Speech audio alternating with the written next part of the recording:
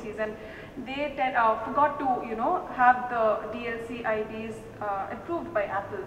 Hence, when we went out with our first release, we did not have the DLCs working. You know, we had that option. People could click on a DLC to purchase something, but nothing would happen because that ID was just not approved. And we figured that later on, and we had to send an update. We had to roll out an update to fix that problem. Factoring for Crystal SDK. For those who do not know, Crystal is a community forum that Chilingo maintains, something on the lines of Game Center or Xbox Live, if I may say so. They allow you to, you know, have a leaderboard and achievements and those kind of concepts introduced into your features introduced into your game.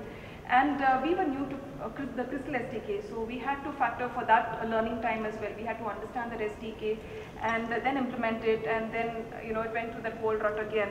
So we hadn't factored for that time when we had planned our initial project schedule. And working with different time zones, that again kind of takes a toll on you know, your production timeline. What used to happen was we would have a game ready over the week, say Friday, and when we would send our game out to our publishers, they would be, you know, in the weekend mode, and they would come back to us with their feedback only on Monday or Tuesday. So we used to miss out on the 2-day, 3-day time gap that we could have had if, you know, we would have published the game on our own. So these were some of the areas that didn't work as well as we anticipated it to be. You know, factoring for the iPad was another area where we didn't take into consideration. Initially, we thought of it being just an iPhone game, and at that point in time, the iPad, I told you, it went into 14 months of production, so it was quite a long span. And once the iPad was out, we knew that we had to get onto the iPad as well. And to get into that window, what we did was we stopped the iPhone production and we got into the iPad, and we ended up missing that window, and we were also, you know, we missed out on our earlier schedule. So eventually we came up with both the iPhone and the iPad. It's just that, you know, it took a little longer than we anticipated it to be. Coming to game size, since our game was graphic intensive, 90 background scenes, 65 puzzles, you know, you can understand the amount of art that is there. So the game size was quite large. Additionally, we had voiceover and the other sounds that were incorporated in the game.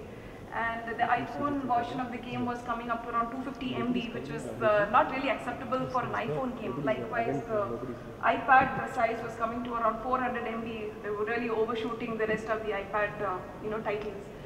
So we had to put in a lot of effort in bringing down, you know, optimizing our game further. But initially, when we went out, we were a 250 MB iPhone game and a 400 MB iPad game, which didn't really work well for us. It takes a lot of time for the end users to download a game of, you know, that depth on the App Store.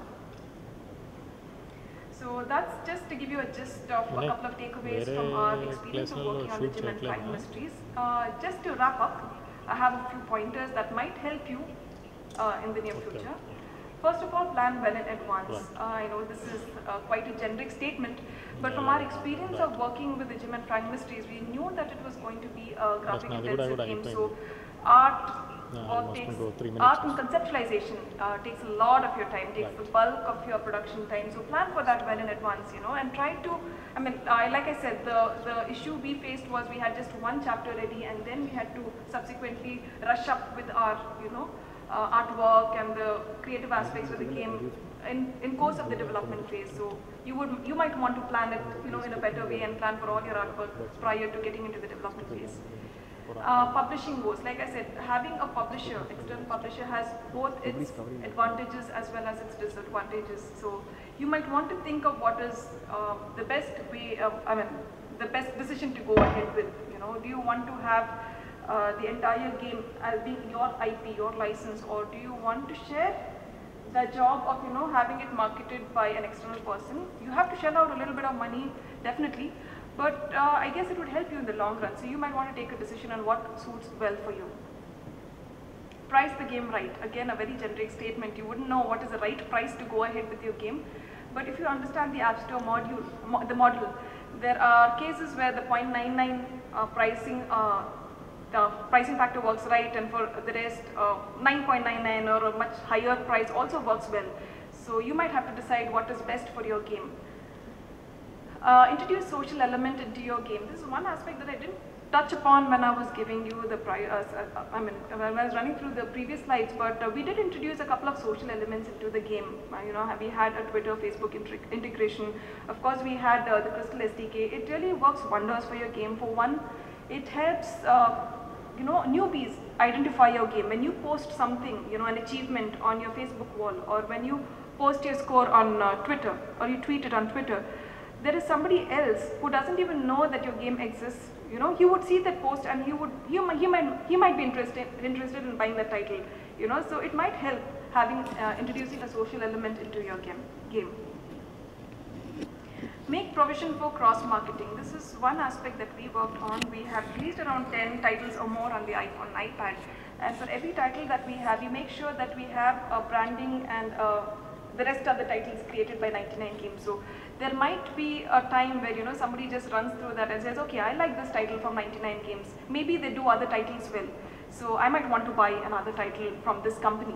So it might help cross-marketing your game.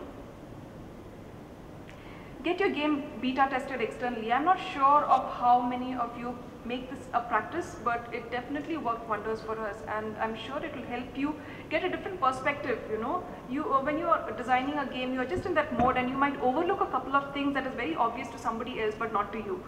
So having a game beta tested by your internal team or an external team definitely helps.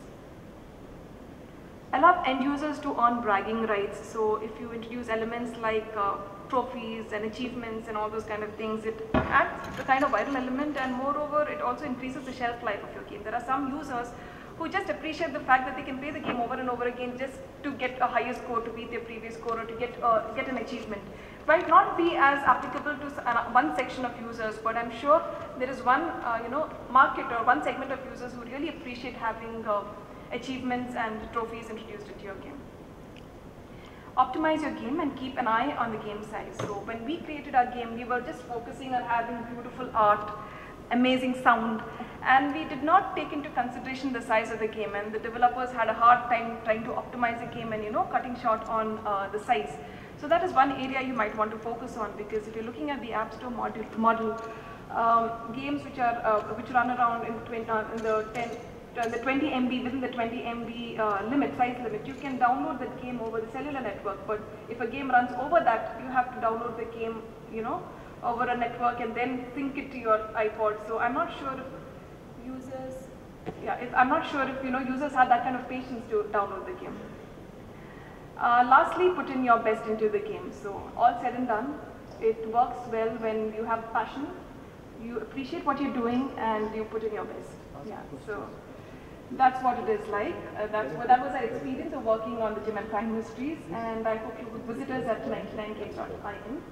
And any queries, you can contact me at Anila Andrade at 99games.in. Time for questions. Couple of questions, 2 or 3 questions. Mike there. I hope I can answer your questions. So. I just want to say congratulations first of all.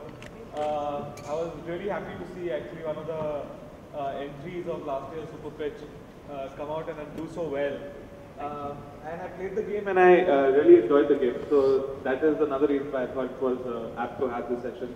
My question is, you keep talking about art, yes, and how you wanted to display art, how you really